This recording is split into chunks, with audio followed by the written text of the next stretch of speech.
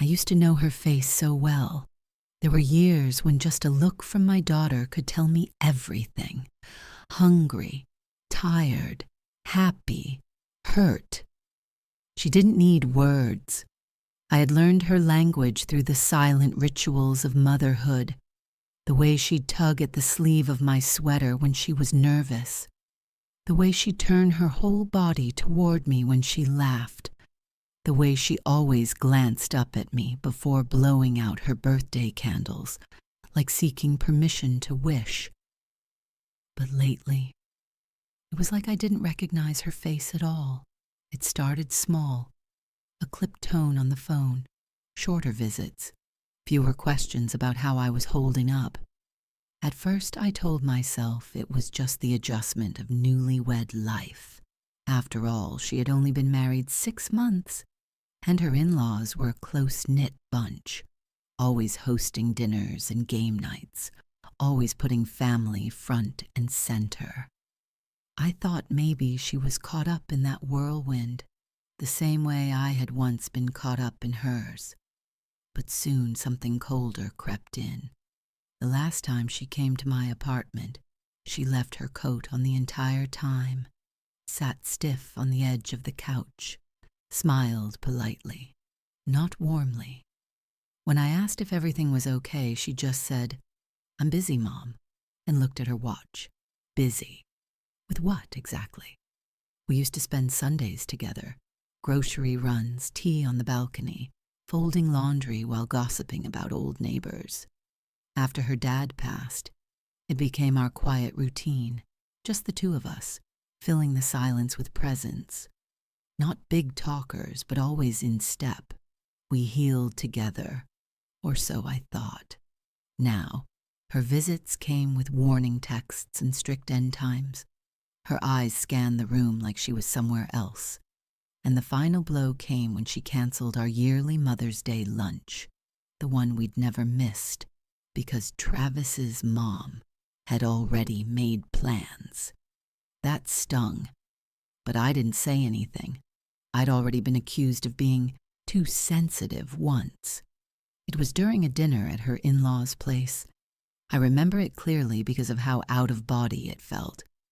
We were all seated around the table, laughing about something inconsequential, and I made a small comment, a joke, really, about how Jenna used to only eat toast and bananas for dinner as a child. Her father's girl, through and through.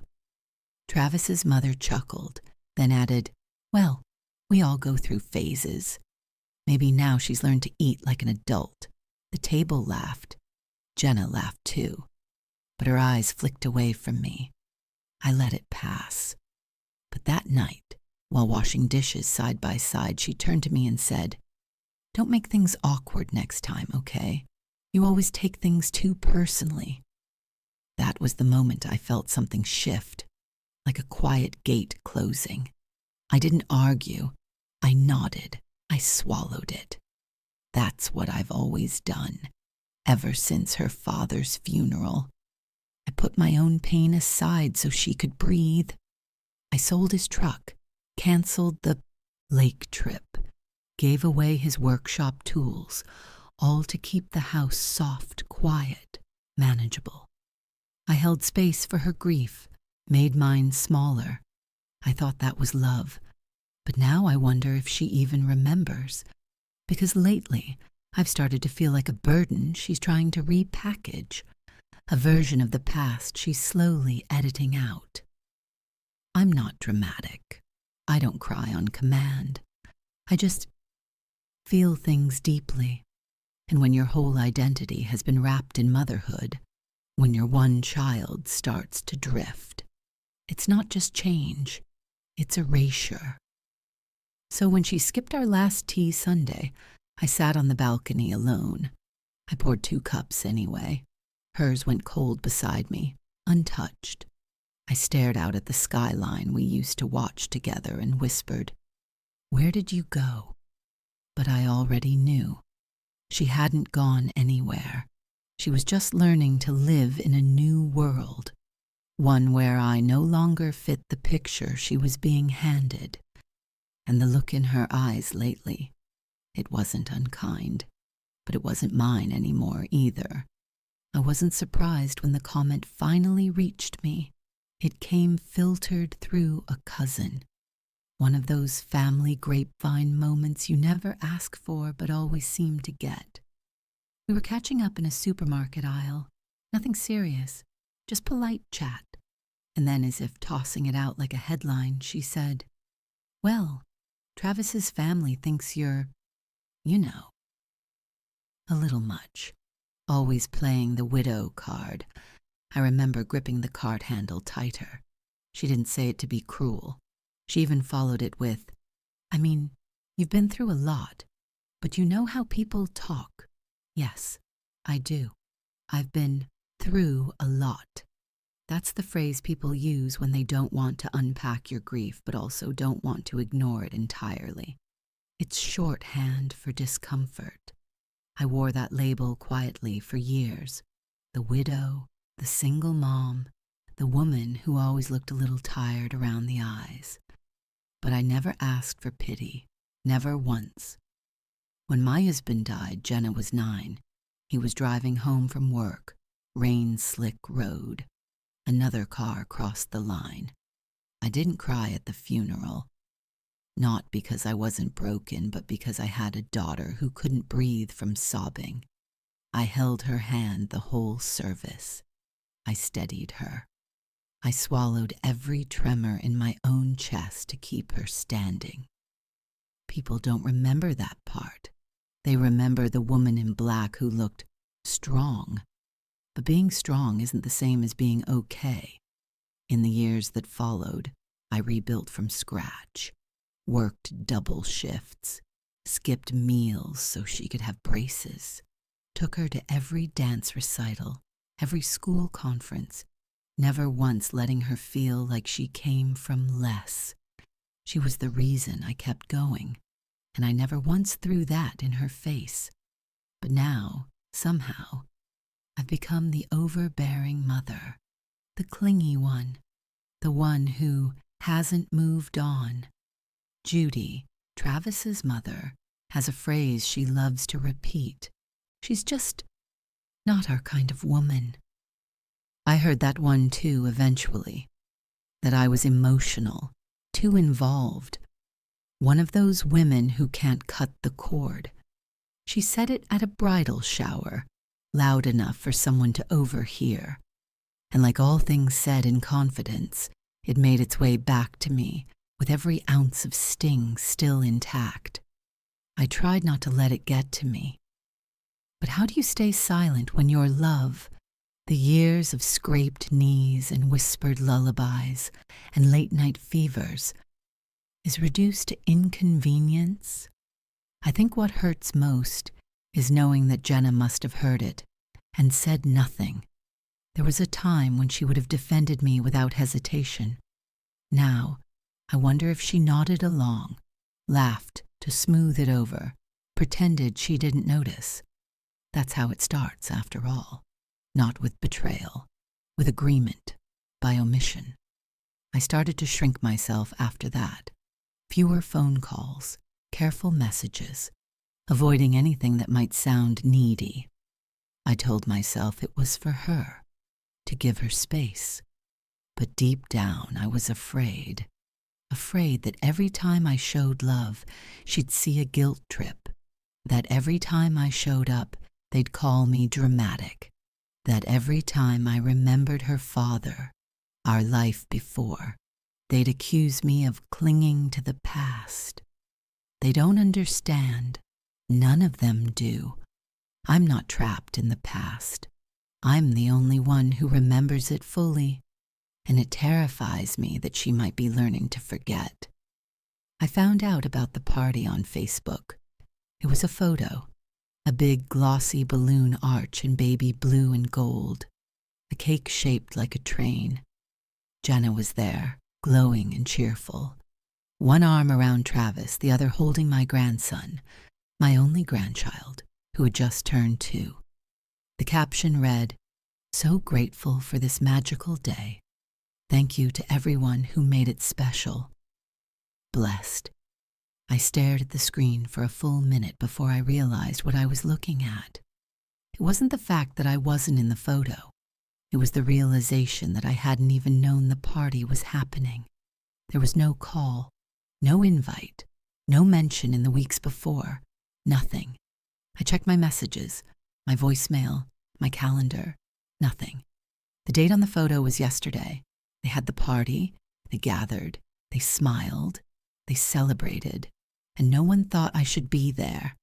I set the phone down, slowly, like it might break if I moved too fast.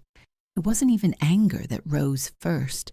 It was shame, the kind of shame that curls around your stomach and makes you question whether you did something wrong, whether maybe you had overstepped, had been too much, had made them uncomfortable. Maybe this was their gentle way of saying, "Please don't come around so much." But that shame quickly gave way to something else, something colder, something that settled in my spine and made me sit up straighter. Resolve, because no matter what they whispered behind closed doors, no matter how many smiles they pasted on for social media, I knew who I had been to my daughter. I knew the diapers I'd changed, the scraped knees I'd kissed, the nights I stayed awake pacing the hallway while she sobbed over high school heartbreaks. I was not a guest. I was not optional. And yet, here I was, watching strangers, Judy's bridge club friends, Travis's co-workers, hold my grandson like they'd earned the right, like their laughter somehow filled the space where I had once lived. I looked closer at the pictures. Judy was front and center, holding the baby, of course. She wore a shirt that said, "Best Nana Ever." She was handing him a gift, smiling wide, as Jenna watched from behind her with that same stiff, polite smile I'd started to recognize. And then something caught my eye. In the corner of one photo, barely visible, was a small framed picture on the shelf behind them. It was a family portrait, new. Everyone was in it, except me, not just absent, erased. I closed the app, set my phone face down. Then I walked into the spare bedroom, the one I had kept tidy with toys, a blanket, a pack of diapers, just in case Jenna ever needed to stop by. I stood there, staring at the rocking chair, the one she had sat in while feeding him the first time I ever met him. She had smiled at me then. Software grateful. Now that moment felt like someone else's memory. I picked up the blanket, the one with little stars and moons I had bought when he was born, and folded it, not out of spite, just to keep it safe. I didn't cry, not yet, but I knew something had broken, quietly, completely. A birthday party had come and gone, and the woman who used to hold that family together had become invisible. The phone rang 3 days later. It was Jenna. Her name lit up my screen like a flare, sudden, bright, dangerous. For a moment I hesitated. I thought about not picking up, but habit won, or maybe hope. I answered with a quiet, "Hi." She didn't waste time. "Hey, I just wanted to check in. I know you saw the photos." No apology, no awkward pause, just straight into the acknowledgement, like this was a misunderstanding, not an erasure. "I was surprised," I said carefully. "I didn't know there was a party." She sighed, and I could hear the tension already building. "Mom, it wasn't meant to be anything personal. It was just a small gathering. Travis's parents planned most of it, and..."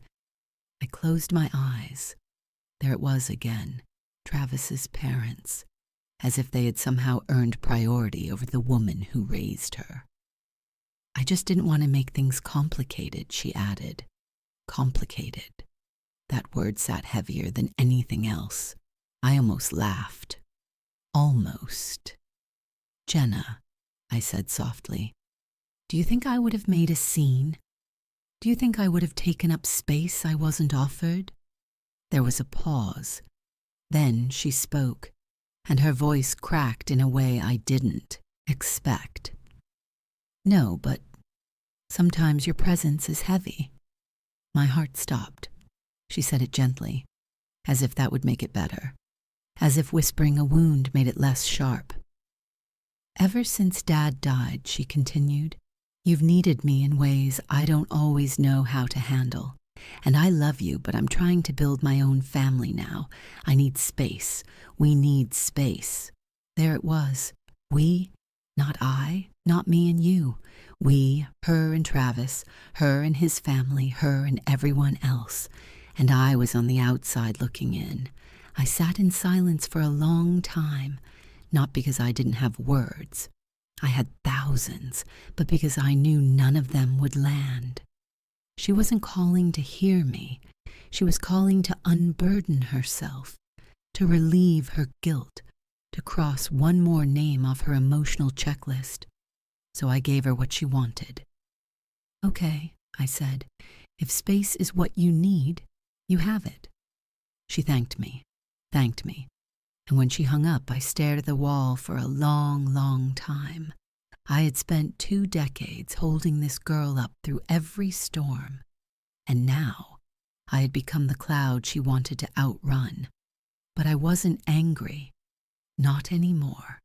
There's something beyond anger, a numbness that comes when you finally understand your place has been quietly reassigned, and the people who should have noticed didn't even flinch. That night, I wrapped a small present, a soft blue sweater I had been knitting for my grandson, half finished, but still warm. I placed it in a box with a note, for when the air gets colder. No name, no card, just that. Then I drove to their house. I rang the bell once. No one answered, but I could hear voices inside, laughter, footsteps. So I left the box on the porch. I didn't ring again. I didn't expect a thank you. I didn't even expect a message. But part of me, some stubborn, bruised corner of my heart, still hoped the box would be acknowledged, that someone would say, we got it. It was kind of you. Days passed, nothing. Then one afternoon I got a photo. It was from Jenna, a picture of the sweater, folded, untouched, resting on the same porch where I had left it. Her message was short. You don't have to drop things off anymore. It just creates confusion. I hope you understand. I stared at it for a while. Then I deleted it. Not out of anger, just finality. Because what more was there to say? I had shown up, again, gently, silently, without expectation, and still it had been too much. So I stopped texting first, stopped offering help they didn't want, stopped explaining myself to people committed to misunderstanding me. Grief doesn't always come in sharp bursts. Sometimes it arrives slowly, a soft erosion, a realization that your presence, once a source of comfort, has become inconvenient. And in that moment, I understood something I had resisted for too long. I was not welcome in the version of family they were building.